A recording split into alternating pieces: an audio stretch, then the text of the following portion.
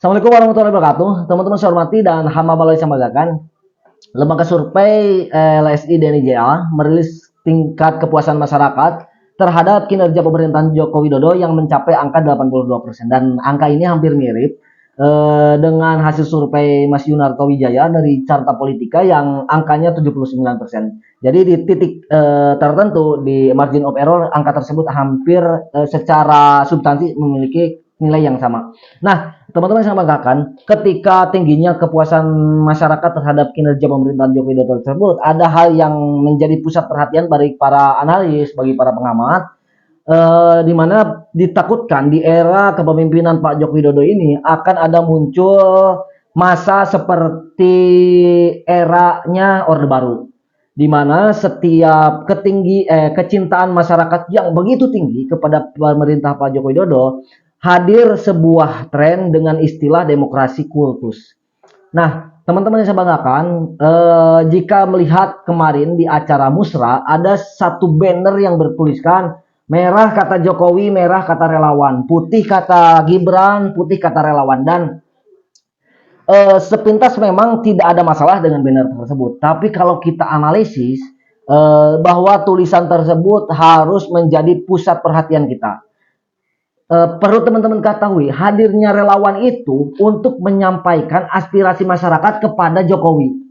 Catat. Jadi hadirnya relawan bukan menyampaikan aspirasi Jokowi kepada masyarakat, bukan. Tapi aspirasi rakyat yang terkumpul dalam satu niatan yang sama, wadah yang sama, kemudian visi yang sama, dibentuklah sebuah relawan untuk mengawal satu sosok, contohnya misal Pak Joko Widodo, dan nanti aspirasi masyarakat itu disampaikan kepada Pak Jokowi. Dan ketika melihat banner tersebut, saya rasa ada tren pergeseran relawan. Ketika relawan sudah bersedia mengikuti merah kata Jokowi, merah kata relawan, kemudian merah kata Gibran, merah kata relawan, ini menjadi hal yang harus ditakutkan di demokrasi kita di Indonesia. Jangan sampai demokrasi Indonesia kita menjadi demokrasi kultus. Demokrasi yang sudah dibangun sekian lama ini, sejak 1955 jatuh bangunnya Indonesia, harus kembali ke seperti Orde Baru. Nah, ini bukan cita-cita Jokowi, tapi karena ini ketidakpahaman relawan bagaimana hakikat sebetulnya seorang relawan. Jadi gitu teman-teman, relawan harus tahu betul bahwa relawan itu menjaga kandidat, menjaga masyarakat, menjaga Indonesia gitu. Aspirasi yang harus ditampung itu aspirasi masyarakat, bukan aspirasi kandidat. Itu yang harus dicatat. Jadi relawan habis-habisan memperjuangkan kandidat untuk menyampaikan aspirasi masyarakat yang begitu banyak gitu. Jadi bukan menampung aspirasi Jokowi ataupun Gibran ataupun Anies ataupun Prabowo. Kata Prabowo putih kata relawan, merah kata Anies, merah kata relawan. Tapi karena ketidakpahaman hakikat sebagai relawan gitu. Nah, jadi demokrasi kultus ini bukan kesalahan Jokowi, tapi karena ataupun juga kesalahan kandidat yang lain lah ya. Tapi karena kecintaan yang begitu tinggi dari para relawan, simpatisan kepada Jokowi.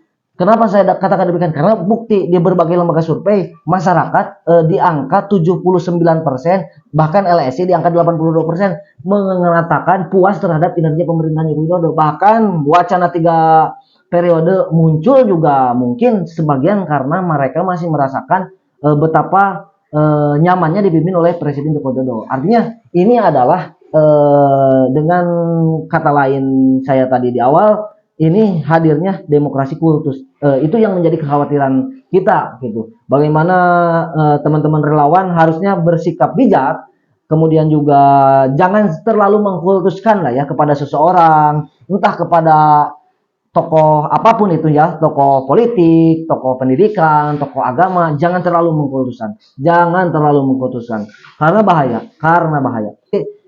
Seobjektif mungkin tetap yang harus diperjuangkan oleh kita itu masyarakat dan Indonesia, bukan aspirasi kandidat. Jadi kandidat itu, jadi gini, relawan sebelum mencoblos dan menyampaikan kepada pemilih yang lain harus mengadakan sebuah analisa siapa kira-kira sosok yang bisa menampung, menyelesaikan permasalahan yang ada di Indonesia. Itu relawan tuh berkumpul kan, maka jatuhlah satu pilihan kepada satu sosok. Nah, si sosok ini kita sebagai relawan memandang bisa menyelesaikan permasalahan gitu. Jadi bukan aspirasi ini si iya kemudian disampaikan masyarakat, bukan, tapi nanti kemudian si naon bukti nah si kandidat ini menyampaikan untuk menyelesaikan aspirasi ini saya punya program kerja nih, jika permasalahannya ini program kerjanya ini, jika permasalahannya ini program kerjanya ini gitu. Jadi sinkron antara relawan dengan kandidat, jadi tidak ada istilah. Jadi takutnya jika si Anu lah ya, kemudian disampaikan kepada publik, saya membangun ini karena Anu, karena nanti Indonesia biar menjadi pusat perhatian dunia, padahal masyarakat kebutuh eta kan gitu. Jadi gitulah, lebih baik para relawan jangan menjadi relawan yang mencederai Indonesia dengan membentuk sebuah gerakan demokrasi kultus. Itu teman-teman yang bisa saya sampaikan. Terima kasih atas segala perhatian. Mohon maaf atas segala kurang.